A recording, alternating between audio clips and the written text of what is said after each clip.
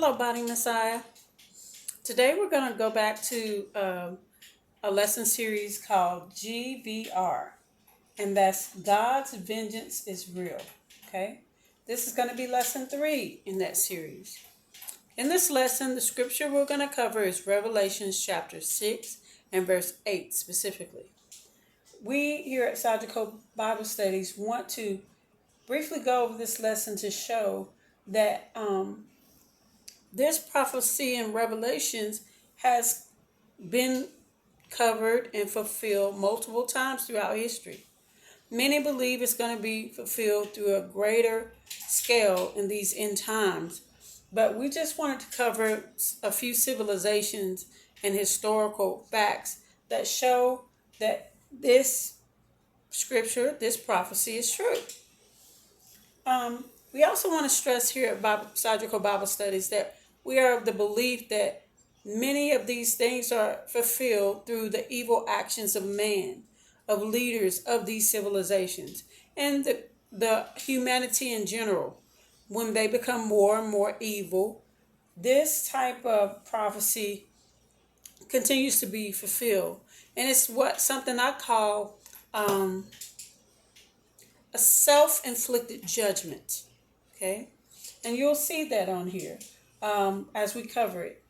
Now, we are, after this lesson, are going to go to some lessons regarding fallen angels, the watchers, Nephilim, because now we're seeing various people that say that they're seeing these signs of the heavens and they're seeing what they perceive to be Nephilim. So we're going to cover that in detail because Sajiko Bible Studies, one objective is to make sure that we fear the Most High Yah and Him alone, nothing on this planet or off this planet. So we will cover in detail a lesson series after this one here. But one thing you're going to know throughout historical patterns is the Most High knew that man would fall back into an evil pattern. From the beginning of time, when Adam and Eve ate of the fruit, when the serpent deceived Eve, then from the moment in which the fallen angels partook in corrupting mankind, there's always been this wave of mankind falling into a high volume of evil behavior. And so this prophetic word is a part of the judgments that will fall. Okay? So let's begin. As we see here in Revelation chapter 6, verse 8, it says that there is a rider on a pale horse. And that rider that sat on the horse, his name is Death. And hell followed. It continues to say in the scripture, and power was given unto them over the fourth part of the earth, to kill with sword, and with hunger, and with death, and with the beasts of the earth. So that's a lot to absorb.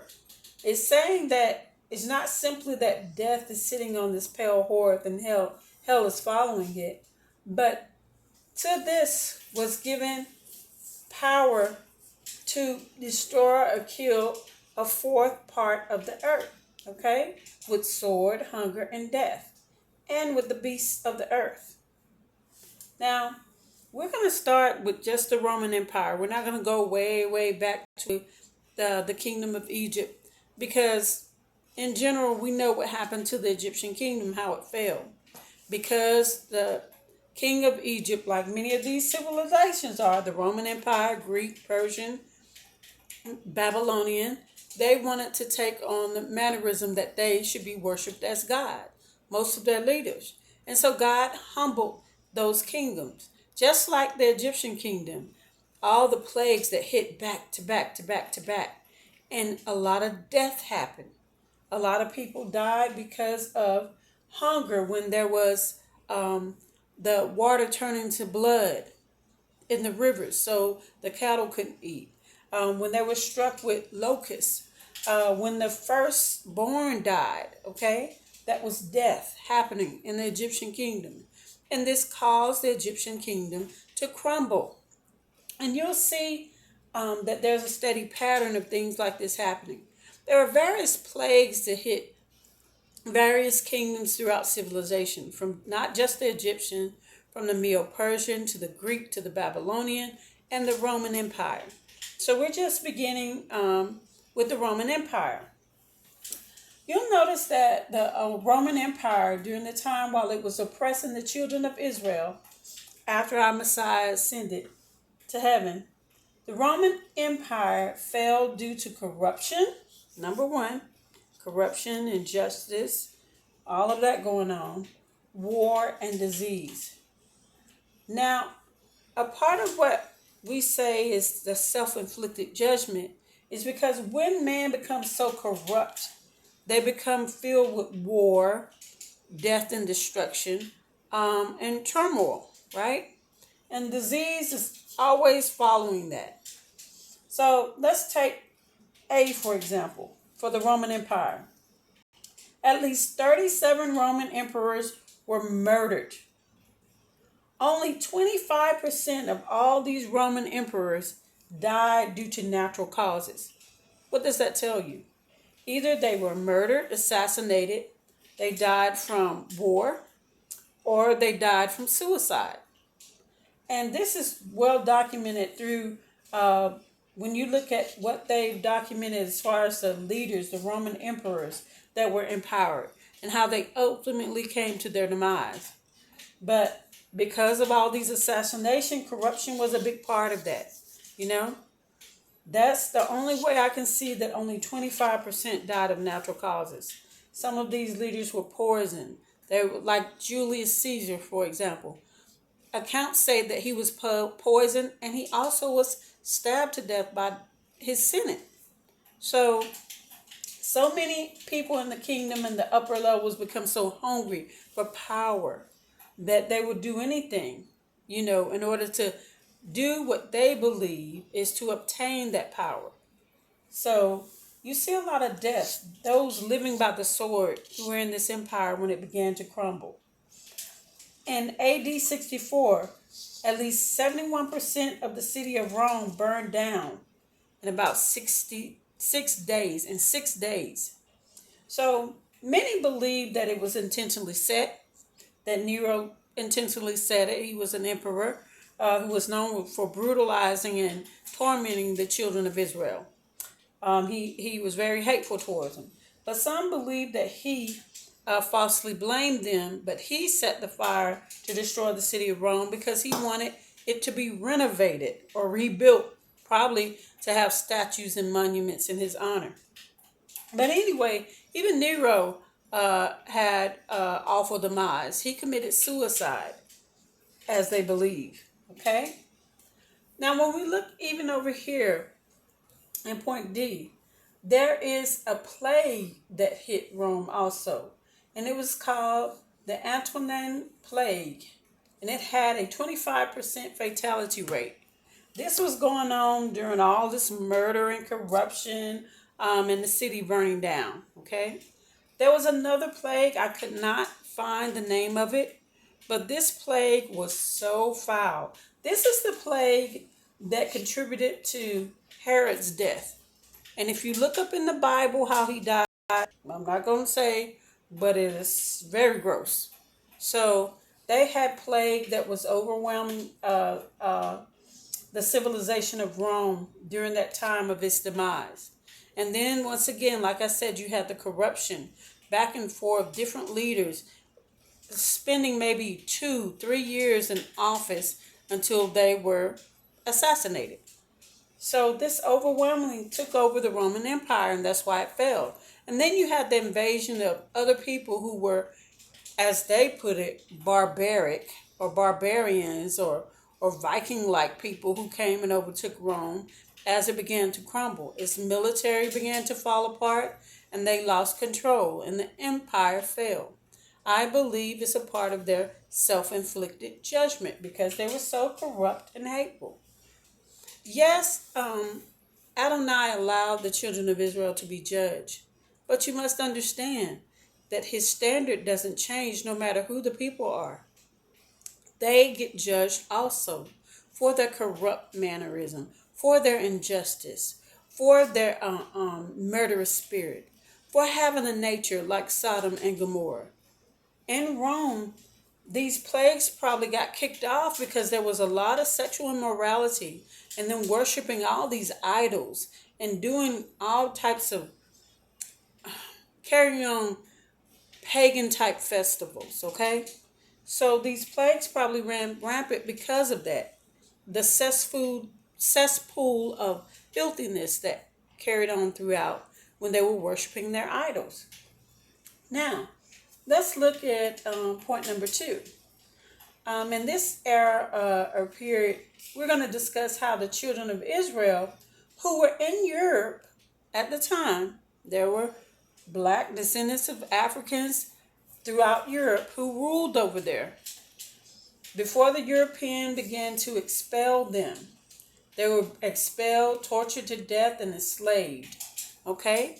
Because the European began to say, if you did not worship the Pope and state that he was the intercessor between God and man, you were either tortured to death or put to death or expelled or enslaved. All right? Most of these ancient descendants of Israel who lived here, you'll hear of a people called the Moors. That's what they were known as. And these people abided by the standards of the Most High, but this was a time of their testing in which the Roman Empire's remnants were used to basically put them through a judgment, a harsh judgment. Okay? As these black descendants of Africans were being expelled, there was something that broke out in Europe called the Black Plague. The Black Plague killed 1/2 of the European population. Okay? Now notice about this prophecy. It says that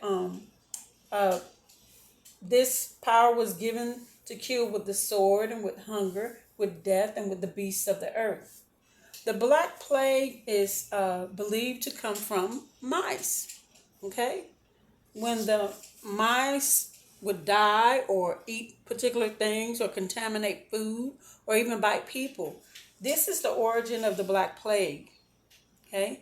And it killed over 1/2 of the European population at that time. So as all this torment is going on to the descendants of Israel, this is breaking out throughout their oppressors' nation. Now, let's look at point 3. As the transatlantic slave trade is occurring in Europe, there was several plagues to break out off and on throughout the centuries. One of the particular things that kept breaking out was smallpox, a plague of smallpox. And we're going to give you an example of within like 7 years, like during this period in time, 1775 through 1786, you got like the American Revolution, which was in 1776, I believe. And they had a smallpox outbreak and it killed at least 130,000 people. Okay? Now, this plague of smallpox occurred off and on throughout time. And I went to a website called the National Library of Medicine. And the title of this particular article is The Life and Death of Smallpox. And they estimated that during just simply the 19th century, right? It is estimated that between 300 to 500 million deaths occurred due to smallpox. And so this article is talking about how they came up. These are the deaths that occurred before they began to inoculate people, basically vaccinate them from smallpox. And small note, the origins of vaccination, you know who that came from, right? That came from a slave. Anyway, let me continue. That's a side note. So as you see this occurring, you see 300 to 500 million have died. During the early 1900s, like in the 1914 or 15 to 1925, there was an outbreak of what was called the Spanish flu. And they believe the origins of that flu came from chickens, from poultry. All right. Now that flu alone killed, they estimate, over 100 million people worldwide. Right. So this just shows the intensity of what happened, and that's the early 1900s. After slaves were emancipated, but still we were going through Jim Crow and other various discrimination here in the U.S. And I'm sure that other descendants of Africans and African slaves throughout the world were going through, turmoil and oppression. So I just wanted to point out this fact that you're looking at millions and millions, hundreds of millions of deaths here, right? Now, we're going to move on to how a part of this prophecy said that death would occur due to hunger. And I'm just going to point to another point in history and just one group of people. We know it's happened throughout the world. We know it has happened in Asia, in Africa, South America, Central America, and the U.S. also. They've had droughts and plagues and famine, and people dying due to hunger, okay, from the famine. But I'm just specifically covering the Chinese famine from 1928 to 1930 due to drought. They had over 6 million people to die due to that, okay? Now, when we go over here to point number 5, under a leader named Mao Zedong, between the 1960 through 1962, there's an estimated 30 million who died of starvation, right? And this leader of the Chinese Empire, I believe, began to panic because that many people died due to starvation. And he incorporated what was known as the one-child policy. This is a one-child policy where if a Chinese couple, married couple, were found to be pregnant with their second child, there were forced abortions that happened to the women. They were drug out of their homes and taken to a clinic or what have you, and they were forced to have an abortion. And then they were returned home, okay? Because this leader and others have to partake in the treachery that happened by the Messiah. So I'm not just trying to place this all at his feet. But the fact that, like in the Roman Empire, the Europeans, and as far as the slave trade goes, and the oppression that has occurred throughout history, it's not just that leader at the top. It's other people, military leaders at the top. It's people within the population who have to partake in a sin like this for it to be carried out on a mass scale. So there had to be a neighbor to tell on this neighbor and say that they're pregnant with a second child. There had to be people who had to go take this woman out of their home and then carry out the act of aborting their baby and then returning them back. This happened on a mass scale. And even though this leader was thinking in his mind he knew what was best, and those other leaders, military leaders under him, this one-child policy they estimate that at least 400 million births were prevented, right? Before this one-child policy, the average, I think, household of the Chinese had at least 5 or 6 children. And then for that to be drastically reduced to just 1 per child, as we always say and we always know by the Messiah, whenever man tries to, quote, correct something to help the population, it ends up being worse because our reliance have to be on the Most High. This one-child policy is called a great imbalance in the Chinese population. And so after this is inflicted and carried out all the way up until like year 2015 or so, I think, when they officially stopped inflicting the one-child policy. But this caused the male population to outnumber the female Chinese population by 33 million men. How do you resolve that problem? I don't know, but maybe with prayer and supplication and going before the Most High, maybe the tides can change for that population. But this is very critical, body Messiah. So we have to understand that when we look at these prophecies being fulfilled, most of the self-inflicted judgment comes from man being unjust, being corrupt, um, caring about idols or honoring a person more than the Most High God and abiding by his standard. So this entails what causes prophecies like these to occur on such a mass scale. Now, I hear that a lot of people are worried about population so-called control and starvation and all.